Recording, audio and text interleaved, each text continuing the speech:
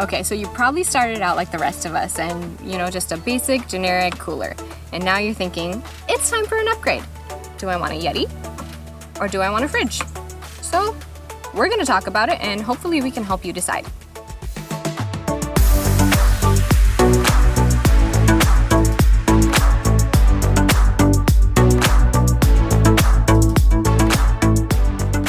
Okay, so we want to try something, a little different than besides our adventure style videos. You see us there at our best and at our worst. So we figured we'd have some sort of kind of an honest chat. What do we want to call this? Yeah, outdoor chat. Okay, so I'm sure some of you may be wondering which one's better for me. Should I get a roto-molded cooler? Should I get a fridge freezer? They're pretty expensive. They're big purchases, but which one's better for you? Which one was better for us? I think it depends on your adventure. Definitely getting started with a cooler, I think, was the best way to go for us to see what we like and don't like, and if it was worth it to make the big, expensive, final cry once, buy once purchase of the Dometic. Because look, let's be honest. We all kind of started off in the same spot. We all started off on having some generic branded cooler that only lasted, a night? If that, maybe 2 nights. And that's not good for adventure travel. You don't want to have to go to the store every 24 to 36 hours. Because sometimes, depending on where you're going, there is no store. Yeah. So it was just a natural evolution for us to go from a generic cooler to a roto-molded cooler. I just sponsors. Point out, we're not sponsored by anybody, so we bought this Yeti with our own money. We bought this Dometic with our own money. So one of the things that we just want to try to do is just get you an honest feedback. No one's strings are being pulled here. If we don't like it, we don't like it, we'll tell you. If we love it, we'll tell you. And honestly, we love them both. Yeah. We really do. So let's get into the reasons why we like each one, for its own reasons.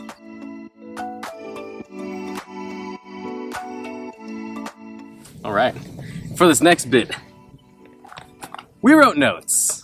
Keep us on track. So for the cooler, let's talk about Sequoia. Sequoia was great. We were there for 5 nights, and we didn't have to worry about ice the entire time. We, packed it properly, so the ice lasted the entire trip. And there's actually one night that we made hot pot in Sequoia, and we did it on the cooler because it's sturdy. We could technically stand on it too, I suppose. Yeah, so we had like the hot surfaces, the stove, the pots, all the meat spread out, and it was the perfect little table, and we didn't have to worry. Didn't even flinch. It was great. Right next to the river. Tell me a hot pot experience where you got to do that. Right. It was amazing. What about Yosemite? Yosemite, the thing with Yosemite is there's bears, right? So, first of all, the latches are great, but they fit in the bear lockers. Yeah. That was a big one. You don't realize how small those bear lockers are until you go up with one of these coolers. I don't think this fridge would have actually fit. I really don't think so, because there was maybe just like an inch or 2 of space above the coolers, but they fit. It was a game of Tetris, but they definitely fit. I don't think the fridge would have done that. Yeah. And look, if you think about it, the coolers are easy. You will, in essence, put ice in them, you put your food in them, and they just work. Yeah. You don't have to monitor them unless temperatures are really hot. Like we're talking like 85, 90 degrees, and you have this cooler in direct sun, but with minimal sorts of, As long as you keep it closed, you're good. Yeah, exactly. So, that kind of keeps it, they're coolers. How much more can you say? They last, the ice lasts a long time. But because they're coolers, there are definitely some negatives to them. Yes. Yeah. We can start off with the ice. If you think about it, the second you take the ice, be it out of your refrigerator or from the store, the clock starts. Yeah. That ice will more than likely never get colder again.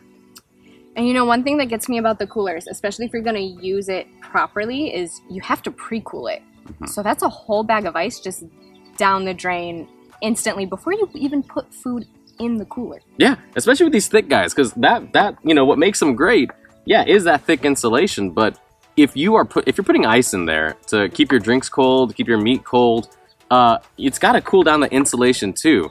And I know a lot of people that I've talked to have kind of said, well, Yetis and these coolers, they don't actually work that well. Well, it's because they don't put the time in to actually, take care of it. You have to do that. That's part of it. Yeah, with coolers, there comes a lot of prep work beforehand for each trip. You have to think at least 24 hours in advance. Yeah. So pre-cool, how you pack the food. I mean, it's a lot of think ahead. I mean, think about it too. Let's go capacity. This looks like a big cooler. Okay, it's a Yeti 65. I think that's something like what, 50 liters. Okay, because the 65 doesn't correlate to the liters. I don't know why, but you can talk to them about that. But capacity. What is it? It's 2 to 1. You're supposed to use 2 parts ice for 1 part drink or food. Now, in our simple math, that's 30% of usable space if you actually use that thing correctly. Yeah. That's not much. That's not much. That's why we usually take 2. Yeah, we take 2. For just 2 of us, we'll take 2. This whole one, plus either we also have a Yeti 35 and a Yeti 45. And that's enough, for just 2 of us. I can't imagine what you would want to do for a family of, like say 4. If it was us 2 plus 2 kiddos. I really don't think a Yeti would work unless you are really minimalistic and really good at packing. Yeah, but you know what? Prove us wrong. Let us know in the comments if we're doing something wrong.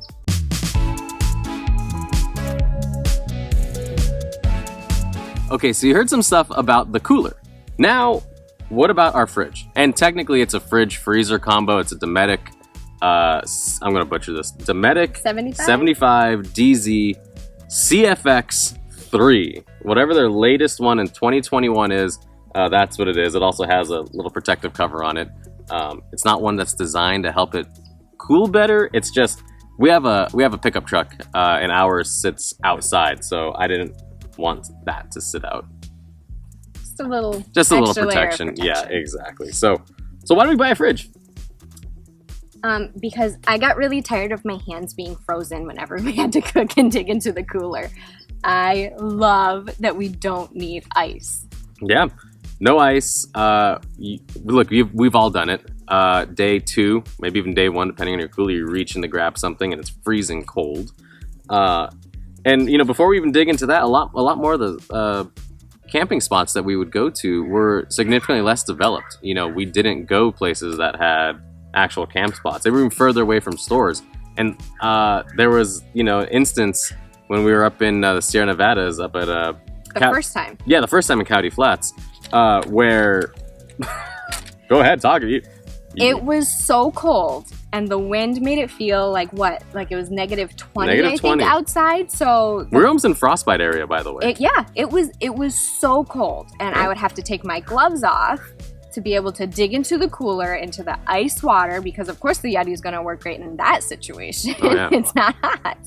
I couldn't feel my fingers. And so I'd be trying to cook and make breakfast and I couldn't feel what I was doing. It was just a disaster. I can already, someone's gonna light me up for saying, why didn't you go in there to me and get it? We did. We alternated. We all did.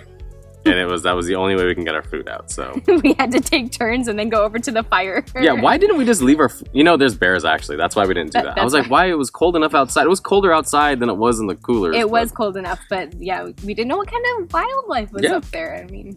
But look, on top of, so obviously since it's a freezer and fridge, we don't need ice. We don't have to worry about that 2 to 1 ratio. It's a refrigerator. I bet you use one at home.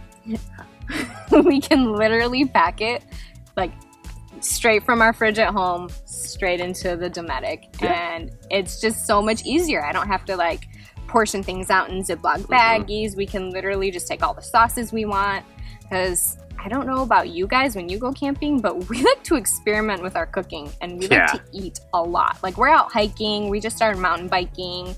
So we're exerting a lot of energy. So when we get back to camp, we want to eat and we want to eat good. Yeah. So having a fridge just makes it that much easier. And come on, let's be honest. You know what's the one thing you can bring now when you have a fridge and a freezer? Ice cream. I love that we can bring ice cream with us now.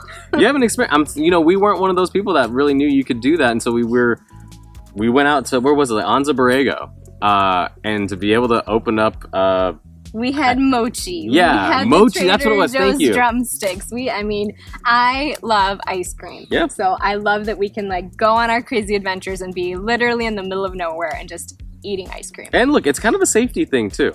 Yeah. So what you probably don't think about, especially for us, again, we have a pickup truck. You know, when you're driving to your adventure destination, sometimes you're driving through some pretty hot areas. I know for us, when we go to the Sierra Nevadas, you know, Central California, it gets hot sometimes. Like almost 95 degrees, 100 degrees that we're traveling through. And if you think the coolers are just sitting out there, you're exposing it's almost 100 degree temperatures. With the fridge, it's just going to stay right at whatever you set it at. Well, yeah, so why don't you talk about what we had to do to the truck to make the fridge work? So it's powered. Yes, so it is powered. And this is where we can start going into potentially a negative. It's just, well, let's maybe start talking about maybe some negatives of this one. So with our truck, we ended up getting a bigger battery, so like a deep cycle battery, so that we could power this with the truck off for about 24 to 30 hours, depending on if it's set up in a fridge, freezer, fridge, what is it? Freezer, fridge, freezer, fridge, or whatever combination you want it to be. So that was extra money that we had to spend up front. Now, we're going to make a whole video on what we needed to do to get the truck ready for a fridge, power consumption of the fridge, things you can do to make sure that you are efficiently using your fridge, ways to pack it. We'll go into that whole thing because I know a lot of people are going to wonder how much power does this thing use all the time. Right. And I'll let you know right now, if you pack it correctly, not much. That's fair. But you have to watch the next video to actually figure that out. Yeah. Yeah. So we had to do that. We also ran a line to the back of the truck so it can, so it can always be plugged in. So it can be plugged in while we're driving. Yep. But the problem is that we do like to also stay at campsites longer than 24 hours. So there was also another external battery pack that we had to also go ahead and purchase, which is kind of obviously leading up to the next negative. It gets pricey. Yeah. It can definitely add up. But like I said earlier, it's like a buy once, cry once kind of a thing.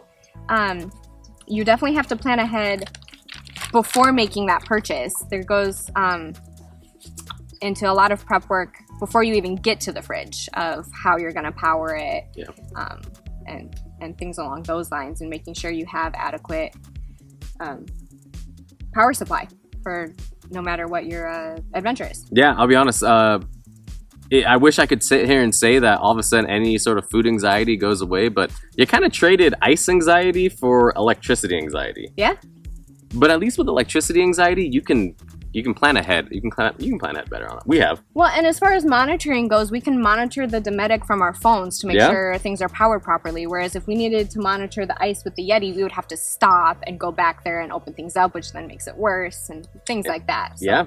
And also another thing that we actually noticed today when we were carrying all these over here, it's, with these Yetis, you can basically carry them. I'd say we're average, folks. I'm probably shorter than most, but with one of these coolers, you can carry one by yourself, especially when they're empty.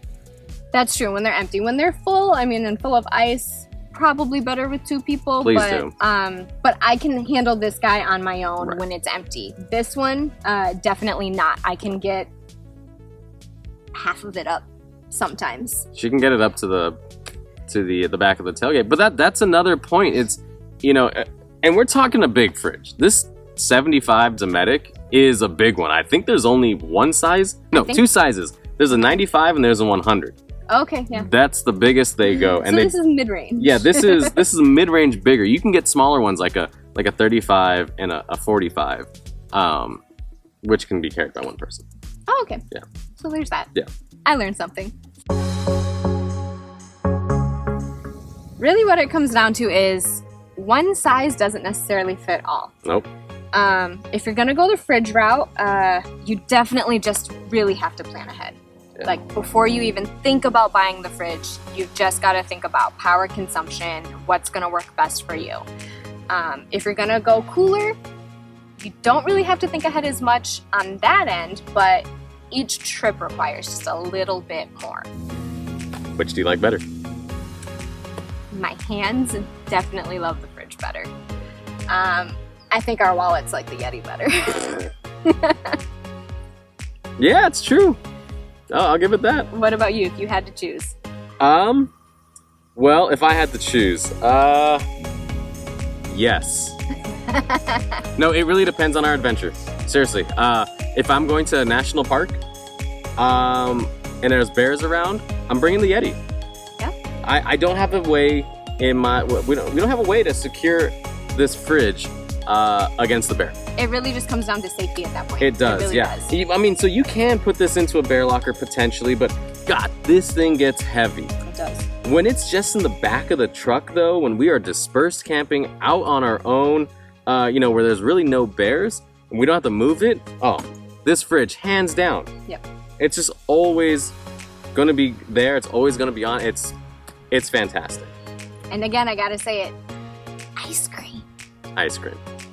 All right, well, thanks for watching, and let us know what you think. Let us know if you have any questions. Yeah, let us know which one do you like better. Yes. Yeah. And it can either be, let us know. Are we totally wrong on this? Did we miss a key factor, a key positive or negative on either one? Let us know how we did. Yeah, let us know how we did. All right. Talk to you later. Bye.